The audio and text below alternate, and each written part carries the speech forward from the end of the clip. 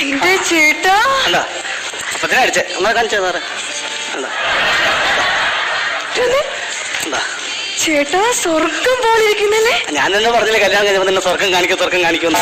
അത് ഇതാ കല്യാണം കഴിഞ്ഞത് 2 മക്കളായി കഴിഞ്ഞപ്പോഴാണ് സ്വർഗം കാണിക്കാൻ കൊണ്ടുവന്നത്. എന്നാ ഇതിന്റെ പണി തീർന്ന് ഇന്നാളെ ഇത് ഉദ്ഘാടനം ചെയ്തതെന്ന് ഇന്നലെ കൊണ്ടുവരാൻ പറ്റുള്ളൂ.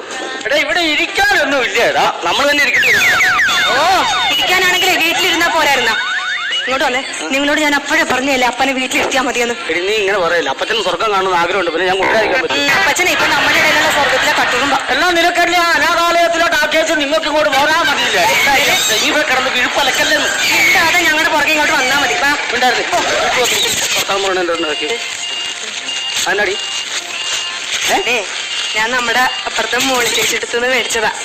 ഇങ്ങനെയുള്ള സ്ഥലത്തൊക്കെ വരുമ്പോ നല്ല ഹീലിന്റെ ചെരുപ്പിടണമെന്ന് പറഞ്ഞു. ആണല്ലേ? എന്നിട്ട് നീ കാലയിലിടാതെ പൊതിഞ്ഞു കൊണ്ടല്ല. അതെ അഴുക്ക് പറ്റിക്കരുതെന്ന് പറഞ്ഞായിരുന്നു.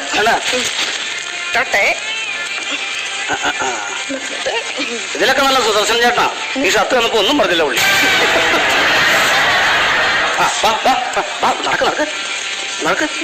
പറ്റുള്ള ഹലോ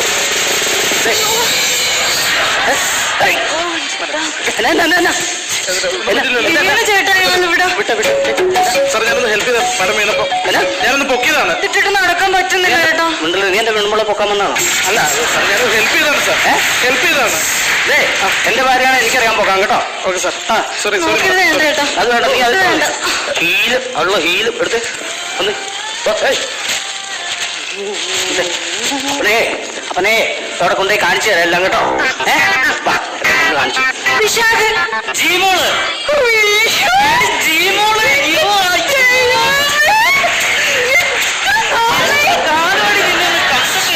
കോളേജ് വിട്ടപ്പിന് നിന്നെ കണ്ടിട്ട്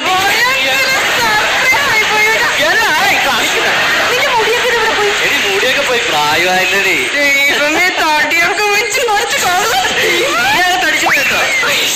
പിന്നെന്താ നീ ഇവിടെ?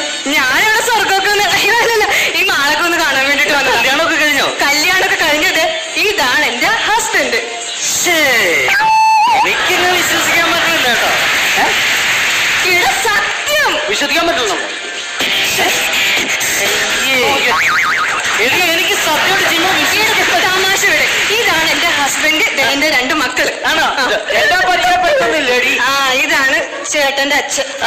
ഇത് അച്ഛനും മോനും ഒന്ന് കണ്ടാ പറയും. പക്ഷെ എടി ഇത് നിന്റെ ഹസ്ബൻഡ്. ചെറിയവൻ തമാശക്കാരൻ. മനസ്സിലായ? എന്റെ കൂടെ കോളേജിൽ പഠിച്ചതാ. വിശാഖ എന്റെ ബെസ്റ്റ് ഫ്രണ്ട് ആയിരുന്നു. ഇവനിങ്ങനെ കാണുന്ന പോലെ ഒന്നും അല്ല, നല്ല കഴിവുള്ള ഒരുത്തനാ. കോളേജിൽ പഠിക്കുമ്പോ പാട്ട് ഡാൻസ്. നീ കോളേജിൽ പഠിക്കുമ്പോ ഒരു ഡാൻസ് കളിക്കുന്നില്ല ഇങ്ങനെ റിബണൊക്കെ തല കെട്ടി. ഞങ്ങളുടെ സ്റ്റേജിന്റെ ഫ്രണ്ട് മധുരക്കിനാവിന്റെ എന്ത് കയ്യടിയും അറിയോ ചേട്ടാ? കാണണ്ടോ?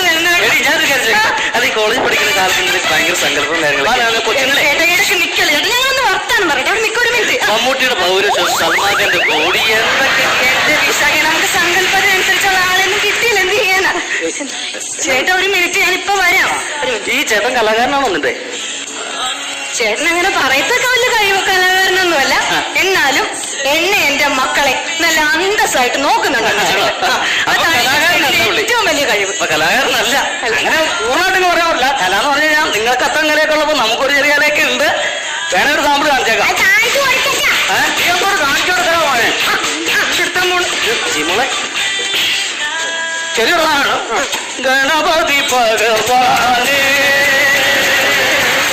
ഗണപതി ഭഗവാനേ.